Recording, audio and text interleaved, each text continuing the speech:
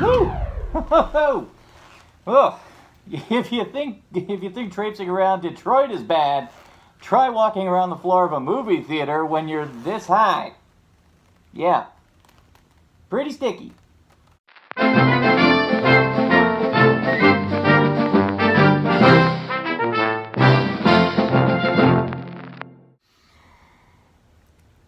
I don't know if you've gotten this impression, but I've kind of been waiting for this movie for a while. Ant-Man and the Wasp, they are back against all odds, and they're helping us get over the serious emotional gut punch that was Infinity War. Now, to understand, I fell madly in love with the character of Scott Lang and all of it pretty much because of the first movie. After I saw that movie, I had to just jump in and read everything involving Scott Lang, and he is now bona fide my favorite Marvel hero character. I just found his underdog status so endearing, and to see it embodied so pitch perfectly by Paul Rudd and presented the way it is by the cast, the crew, and of course, you can imagine I was waiting for this movie as soon as it was announced. So, does this film fit my expectations?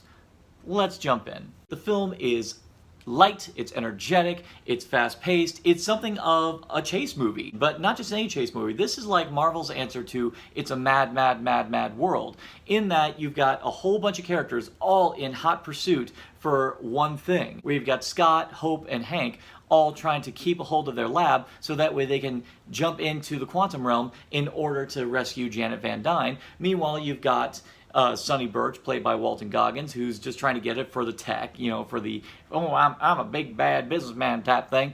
And then, meanwhile, you've got the incredibly complex character of Ghost, but we'll get into her a bit more later. Aside from this being a chase movie, this also still has time to refine a lot of the romantic comedy elements that were alluded to in the first movie, but they are put front and center in this movie. And the chemistry between Paul Rudd and Evangeline Lilly is top of the class. Another important thing about this movie is that it showcases the Wasp. We only got a little glimpse of the Wasp in the first film, but this one, it was vitally important that we got to see how awesome the Wasp was meant to be in this movie, and we get that. A lot of the major action sequences are heavily contingent on how adaptable Hope is in her role as the Wasp, and it's so much fun. The movie made its mission to showcase what made the Wasp such a standout character and why she's such a beloved character in the comics, but most importantly, because this film is called Ant-Man and the Wasp, this film also had to show why she's always been such a good match with Ant-Man and why the two of them work so well together. And the thing I gotta say, even though the Wasp is dominantly showcased in this film, there are a lot of great moments where you get to see the two of them work very harmoniously together. There are two definitive moments in the climax. One case where the Wasp saves Ant-Man, and the other way around. It shows how harmonious the two work together. And never once does it feel antagonistic, where it's like, no, I gotta do this, no, I gotta do this. No, you actually get the hint that these two have actually been training to work in tandem together. And it shows. And it's a lot of fun seeing these two characters work together. And it's even more fun to see how Hope has actually become very fond of Scott and to actually see their chemistry play off each other. There's no acrimony. There's no antagonistic attitudes like there was in the first movie. This time, you actually see that Hope actually was a bit sad that Scott went off to fight with Cap and that he didn't bring her with him. And it does start the gears rolling, going, it would have been fun to see what would have happened if the Wasp had joined. Yeah, maybe she was right. Maybe Scott wouldn't have gotten captured, but we'll never know, and that's the sad part.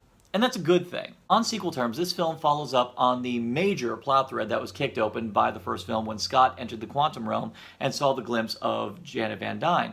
Well, this one, it takes center stage. This is all about the chase to try and get Janet Van Dyne back from the quantum realm. Because we had the emotional build-up from the first film and the little sliver of hope that we could get her back, this time you are just ravenous to see Janet Van Dyne come back and be reunited with Hank and reunited with her family. And I'm not gonna lie, and I'm sorry, this does count as a... but she's on the poster. I think it's pretty safe to say that this is gonna happen.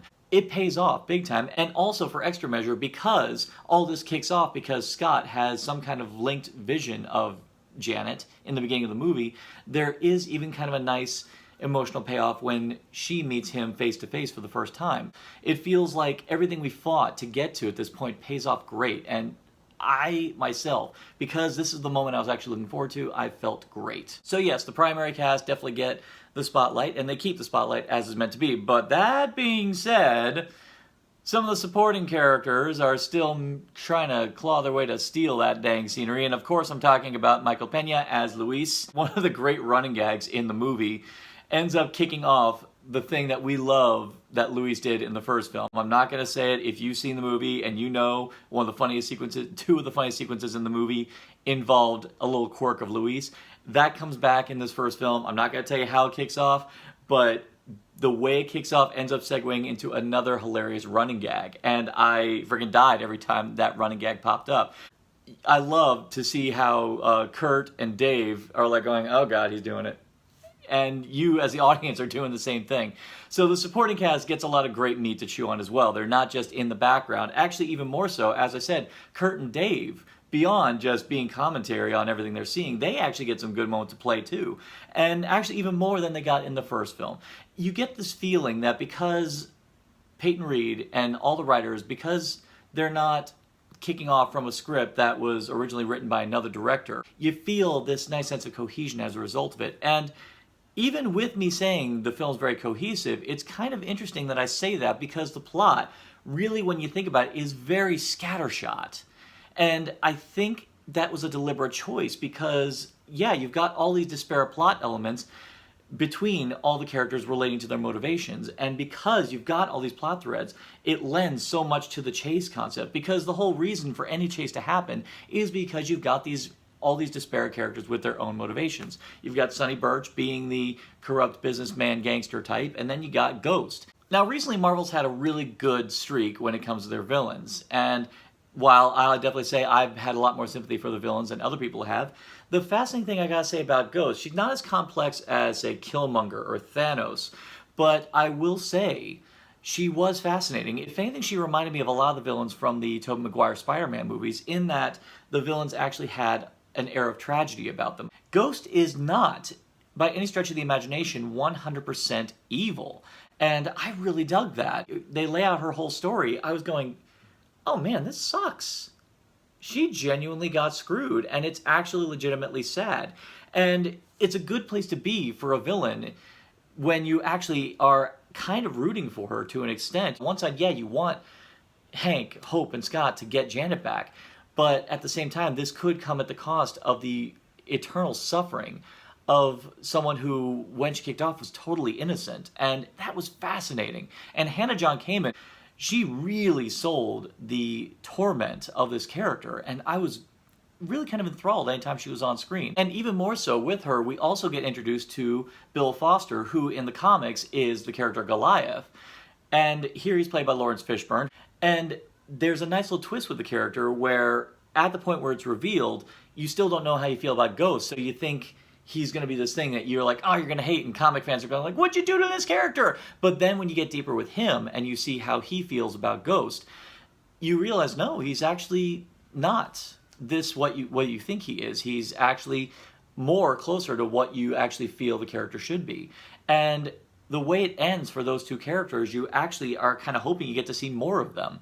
And that's a great place for a villain to be. And actually, when you think about it, it's actually a unique spot for a villain in the Marvel Cinematic Universe. It's not even like the Vulture, where you understand his motivations, but he's still doing horrible things. This is a character who is on the brink.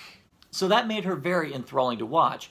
And because you have such a fascinating villain with Ghost, you tend to forgive the fact that Sonny Birch is pretty much a Tin Pan Alley gangster character. He is an obstacle. That is all he is. And admittedly, he's a fun obstacle, and it's kind of sad, but his thugs are actually more funny than Sonny Birch himself. And I think because of that, I feel bad that a really strong character actor like Walton Goggins, he felt kind of wasted.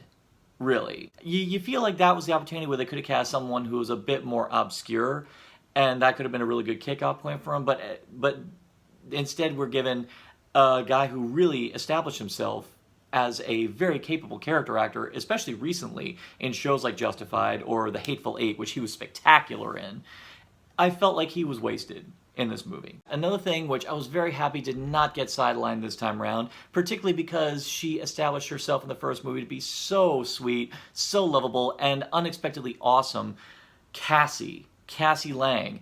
If ever a comic fan could ever feel so good that they got a character so right in movie form, it's Cassie Lang. In the comics is an incredibly awesome character who actually winds up to become a superhero named Stature down the line. And what's even cooler in this movie is that they even kind of allude to the fact that Cassie in her future will become a hero. You get to see her step up in some really key moments, and she is just as much fun, and I do not want to be done with Cassie. I hope we get to see more of her being just as great and even greater in future installments, whether it be in the next Ant-Man movie or even in a future Avengers movie. I want to see more Cassie. I'm not going to get too deep into this. Spoilers are one thing, but also because I want you guys to go see this. And really, when you think about it, box office draw for this franchise compared to a lot of the other Marvel ones, no pun intended, slightly minuscule. So please go out and see this one. And really, if you are still hurting over Infinity War, this one is that light, breezy, fun follow-up that you need to remind you of how much fun the Marvel Cinematic Universe can be. Now, of course, you're wondering, does it tie into Infinity War? Again, no pun intended. Okay, maybe slightly intended. Tiny bit. But for me, as an Ant-Man fan, and particularly as a Scott Lang fan, I got what I wanted. Sure, it's not as compelling and not as profound as stuff like Black Panther or Infinity War, but it is still a load of fun and definitely exemplifies everything that we love about superhero movies. And for that, that's why I'm going to give Ant-Man and the Wasp a Narcotic Casserole rating of...